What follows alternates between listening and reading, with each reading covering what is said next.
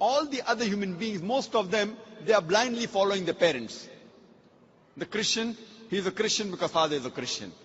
The person is a Hindu because father is a Hindu. Most of the Muslims are Muslims because their fathers are Muslim. This atheist is thinking, his father, his parents may be religious, but he does not believe in the gods which his parents worship. Most of the atheists, we realize, have become atheists because they believe in science and technology. These people think that science is advanced so much, we don't require any scripture, we don't require any religion, etc. The first question I ask to the atheist is that suppose there is an equipment, there is a machinery which no one in the world has ever seen before. If it's brought in front of you, if it's brought in front of the atheist, and if we ask the question to him, that who will be the first person who will be able to tell you the mechanism of this machinery or this object, what can be his reply? What can he reply? Suppose a machinery who no one in the world has seen, if it's brought in front of the atheist, and he's asked the question, who will be the first person who will tell you the mechanism of this machinery or object? The reply the atheist will give you is the first person who will tell you the mechanism is the manufacturer. Some may say the creator, some may say the inventor, some may say the producer. Whatever they say, it will be somewhat similar. Either they say the creator, the manufacturer, the producer, the inventor. It will be somewhat similar. Just keep it at the back of your mind. Then ask him the next question. That how did our universe come into existence? So the atheist will tell us that initially there was a primary nebula. Then there was a big bang. There was a secondary separation which gave rise to galaxies, the sun, the moon, and the earth on which we live. This we call as a big bang. When did you come to know about this creation of the universe? So he will tell you, about 30-40 years back, the scientists that discovered this. You ask him the question, but what you're talking about the Big Bang is already mentioned in the Quran, in Surah Anbiya, chapter number 21, verse number 30, which says, Avalam yaral lazina kafaru. Do not the unbelievers see, Anna samawati wal arda, kanat ratkan fasaknahuma, that the heavens and the earth were joined together and we clove them asunder. What you're talking about the Big Bang is already mentioned in the Quran 1400 years ago. Who could have mentioned that? So the atheist will say, maybe it's a fluke. No problem. Don't argue with him. You continue. The light of the moon, is it its own light or reflected light? So the atheist will tell us that previously we thought the moon has its own light.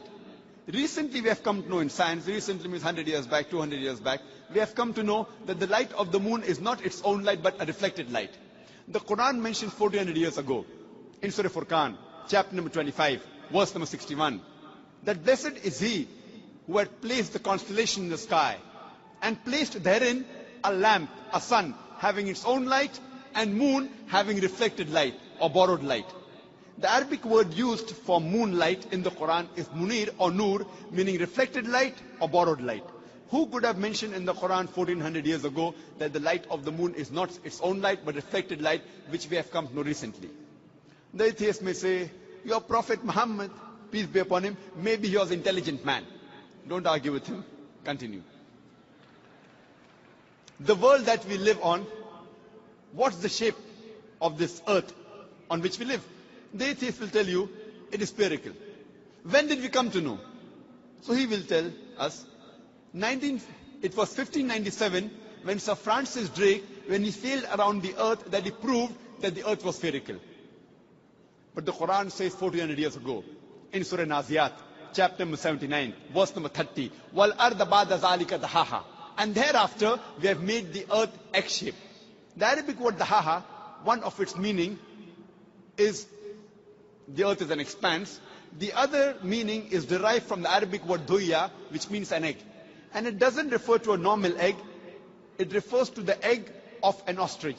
And we know the world is not completely round like a ball, but it is geospherical in shape. It is starting from the pole. And if you analyze the shape of the egg of an ostrich, that too is geospherical in shape. Who could have mentioned 1400 years ago that the shape of the earth is geospherical? Again, the atheist may say, your prophet, maybe he super intelligent. Don't argue with him. You can continue. When I was in school, I had learned that the sun was stationary. It revolved, but did not rotate about its own axis. So the atheists will say, is that mentioned in the Quran? I say, no, that is what I learned in school. When I passed my school in 1982, approximately 12 years back, I had learned the sun was stationary, did not rotate about its own axis. But the Quran says in Surah Anbiya, chapter number 21, verse number 33, هُوَ الَّذِي خَلَقَ اللَّيْلَ وَالنَّهَارَ. It is Allah who has created the night and the day. وَالشَّمْسَ وَالْقَمَرَ. The sun and the moon. كُلٌّ فِي فَلَكٍ يَسْبَحُونَ. Each one traveling in orbit with its own motion. So the Quran says that besides the sun revolving, it even rotates about its own axis. Who could have mentioned this in the Quran 1400 years ago? And the atheist will be silent. There will be a long pause. Don't wait for the reply. You can keep on continuing. Today, science tells us that the universe is expanding, which is mentioned in the Quran 1400 years ago in Surah Dhariyat, chapter number 51, verse number 47. The Quran speaks about the water cycle which we learnt in school. It was Sir Bernard Palissy in 1580 who first described the water cycle, how does the water evaporate from the ocean, forms into clouds, moves into the interior, fall down as rain. This water cycle is spoken about in great detail in the Quran in several verses. In Surah Az-Zumur, chapter 39, verse 21. In Surah Rum, chapter number 30, verse 24. In Surah Hijr, chapter 15, verse 22. In Surah Mu'minun, chapter number 23, verse number 18. In Surah Nur, chapter number 24, verse number 43. In Surah Rum, chapter number 30, verse 48.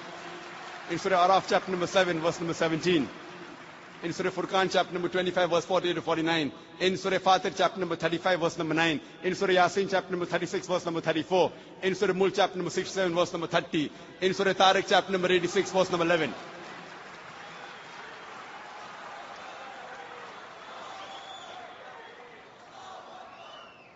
There are hundreds of verses in the Quran which only speak about the water cycle which science has discovered recently.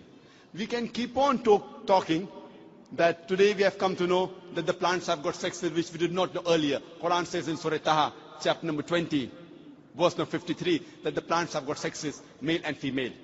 Today we have come to know that there are two types of water, sweet and salty.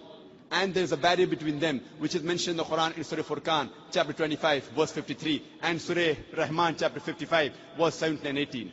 Marajal Bahraini al-Taqiyan, Bainahuma barzakhun la yabghiyan. It is Allah who has let free two bodies of flowing water. Though they meet, they do not mix. There is a barrier between them. Today science tells us that it is the mountains which prevent the earth from shaking, which is mentioned in the Quran 1400 years ago in Surah Naba, chapter number 78, verse number 6 and 7. The Quran speaks about biology, that we have created every living creature from water, every living thing. In Surah Anbiya, chapter 21, verse number 30, Quran mentions this 1400 years ago. The Quran speaks about zoology, about the lifestyle of the spider in Surah Ankabut, chapter 29, verse 41. About the ant in Surah Namal, chapter 27, verse 17 to 18. About the bee in Surah Nahl, chapter number 16, verse 66, 68, 69.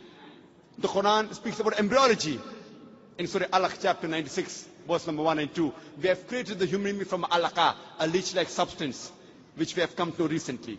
The Quran speaks about embryological stages in Surah Mu'minun, chapter 23, verse number 12 to 14. You can go on talking about the scientific points. There are more than 1,000 verses in the Quran which speak about science. After every scientific fact, you ask the question, who could have mentioned that in the Quran? The only reply the atheist can give you is the creator, the cherisher, the manufacturer, the inventor, the producer. This creator, this manufacturer, this producer, this inventor, we Muslims call him as Allah.